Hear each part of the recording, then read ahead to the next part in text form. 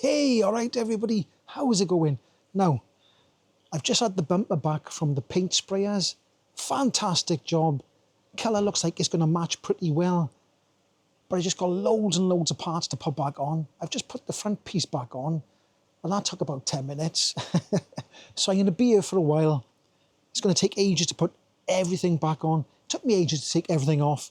So it's going to take me ages to put everything back on again. So I got thing by there, a bit by there, the bumper by there. I've got a box of stuff by there and some more stuff by the side of the box. And I've got to put it all back on. And I think it's going to rain soon as well. Ooh. Anyway, I'm going to crack on and get on with it. So here's some of the broken bits that's left that came off the car. I'm going to take these to the tip now. I'm going to put these in the back of the Nissan Leaf by there. And I'm going to go to the tip and the refuge centre, or whatever you call it. I call it the tip, the refuge centre I should call it. I'm going to take that there. Now, this spongy bit was in the boot of the car. That was off the old one, the original bumper, I think it was. I don't know if you can see there, that part there, look, that was snapped. I don't know if you can remember on previous videos, that bit was snapped. So I got one of them from eBay secondhand. I think it was £58. I will do a video. The next video I probably do will be a breakdown of the price and what it cost, and was it worth it? Was it worth, you know, doing all this? So there's the under tray, the front slam panel that's broken in bits. The scrap man came round the street earlier and I gave him the radiator and the condenser and the old battery because it's got a new battery on it as well. So I'm going to take these parts to the tip. Now the car is done. I got to go for an MOT tomorrow, so to see if it passes the MOT. There is one fault on it. I might go through that fault in this video, but it's not an MOT failure. Let me just show you the front of the car. There we go. I'll go to the front of the car here, and I don't know if you can see there, the front bumper is on. It's all looking tickety-boo. I got the bonnet up because I'm just going to do one last. I'm going to do one last bleed on the coolant. I've left it for a while just to make case there's any air bubbles anyway. I'll do one more bleed on there just to be safe, on the safe side. But here's the bumper. Now, somebody mentioned, they got a bit pedantic. See the parking sensors? You can see the parking sensors there. I've left them in the original grey. Now, they sort of tie in with the grey bits on the car. I did leave that the same colour because it sort of ties in with the bit down the side there. So, now, let me come back a bit further. Why did I leave the parking sensors grey? Well, the reason being why, let me tell you, it might be laziness, it might not be, but you can't put too much paint on a parking sensor. So I would have had to rub them down, then repaint them, wait for them to dry, you know, all the stuff. And if you put too much paint on them, they don't work as they're supposed to. There's supposed to be a certain amount of paint on it. It probably would have been all right, but I don't mind them looking like that. I think it's okay. It sort of ties in with the rest of the grey bits. So there it is, look. It's all put together. Let me just put the bonnet down, and I'll show you with the bonnet down. Right, okay, if I come back far enough, but there, look. There we go. That's where it looks like. It's all looking lovely. The colour match is pretty good. It's a tad off, but bumpers usually are slightly off anyway. So there we go. It's all looking lovely with a nice new fresh number plate on. Now the number plate, I couldn't find I went to Halfords.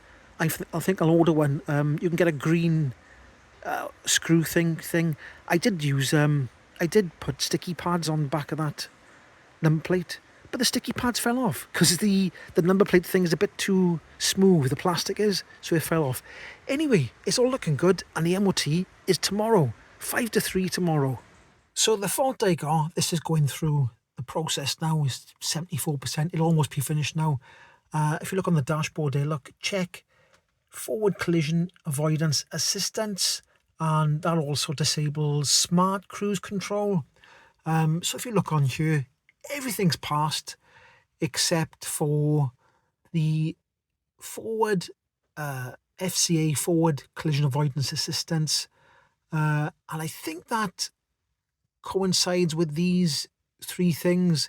if the one thing is out of whack, I think that's why I'm getting 3 faults there. So it's that one. This is the one, the main one here. And if we look into that, I don't know if I can see, if I don't know if I click live date, if anything's going to say anything. But it's been raining outside. Now, what does it say here? It says factory service align vertical misalignment angle. It's going through all the things here. I don't know why it says success. Service line result success. Blah, blah, blah. 1. Factory thing -2. I don't know what they mean at the moment. Now, if I go back, I can't remember where it is, but if I go back on special function, there, look. This system actually does do a radar sensor alignment. And if I click that, like so, it tells you what to do, okay? It's necessary to correct the radar sensor of the Smart Cruise Control SCC, blah, blah, blah. When the radar sensor was replaced, or there was a minor collision, or when the vehicle was not recognised, for whatever them reasons there, okay? Now, the front radar, it didn't look like it was bent out of place, but it's only got to go out a little tiny bit from what it was before, or be disconnected, or whatever, and you've got to do the sensor alignment. And if I click OK, like that, if I click OK, it says check the tyre pressure, stop the vehicle empty status, flat ground, it's got to be a flat ground, check the sensor cover for contamination, check the following cautions, and install the reflector. When ready, press OK. So I need a reflector.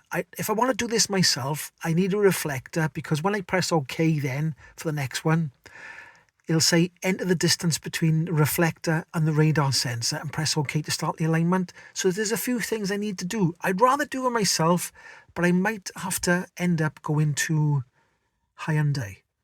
Right, okay, so like I was saying there, this does do, it will do the thing. This actual unit will do the thing, but I got to be on level ground. I got to have the sensor thing. So do I buy one? Do I do it myself? I do like doing things myself. I prefer to do things myself than rely on taking it to Hyundai, waiting for days, and then they you take there and they take longer than you expected. You've got to hang about. I'd rather do things myself, but sometimes you can't do everything. Now, like I said earlier in the video, I got an MOT tomorrow. It's tomorrow, Monday tomorrow, about 5 to 3 the MOT is. I've already been over to the MOT station, and I said, does the forward collision assistance malarkey, if that's got a fault, does it fail an MOT? And the instructor said, no, it doesn't fail an MOT. So I'm still taking it for an MOT, and hopefully he keeps to his word and says it doesn't fail an MOT.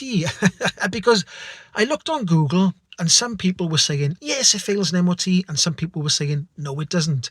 Now, the people who were saying these things weren't MOT inspectors. So there we go. It might flag up as a minor or something, but it won't be a major, and it won't fail the MOT. Anyway, that's as far as I've got now. So MOT is tomorrow.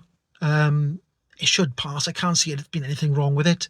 But if it does fail, I'll show you what it failed on, and I'll remedy that fail.